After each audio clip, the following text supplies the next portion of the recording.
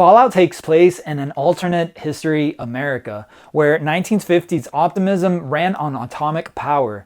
Basically, imagine if society never moved past the look and feel of the 50s. Everything still has that retro Art Deco aesthetic and mid-century charm, just with futuristic technology layered on top.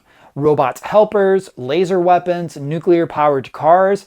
But everything changed with the Great War of October 23, 2077, a catastrophic 2-hour nuclear exchange between the US and China that wiped out modern civilization and reshaped the world into the irradiated wasteland fans have come to know and love in the Fallout universe. The Wasteland is a patchwork of Vault experiments, strange tech, raiders, and clashing ideologies.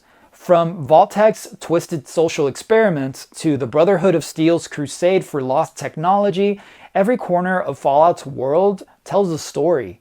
The new California Republic NCR and Caesar's Legion wage war in the Mojave. The Enclave clings to delusions of superiority, and ghouls and supermutants embody what humanity becomes when survival takes a toll.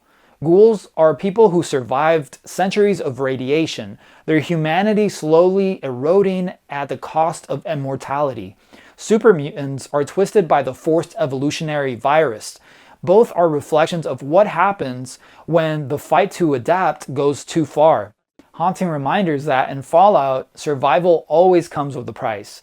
And somewhere out there we have Deathclaws, which are apex predators. Reminders that danger is always waiting just behind the corner.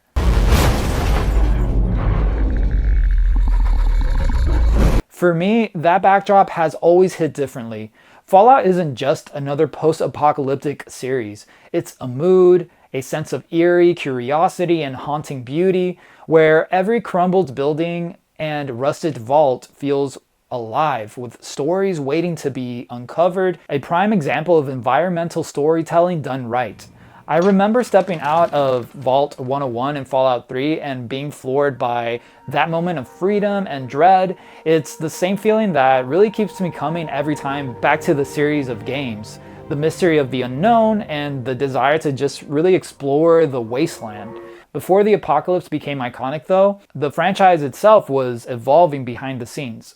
Originally created by Interplay Productions in the late 90s, Fallout actually started as a spiritual successor to Wasteland the game, blending turn-based RPG mechanics with a satirical vision of the future.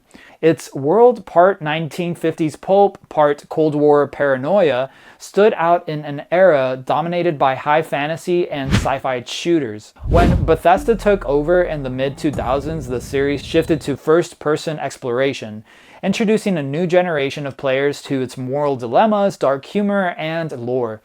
Fallout 3 and New Vegas became benchmarks for world building and narrative choice, while Fallout 4 refined base building and storytelling for the franchise. Even Fallout 76, which had a rocky start, helped expand the lore through shared online play and live updates.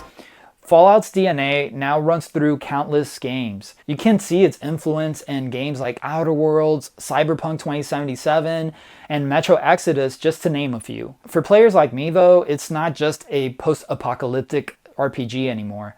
It's a time capsule of imagination, humor, and humanity's stubborn will to survive in the worst conditions imaginable. This game series lives on 3 pillars: exploration, consequences, and the truth that war never changes.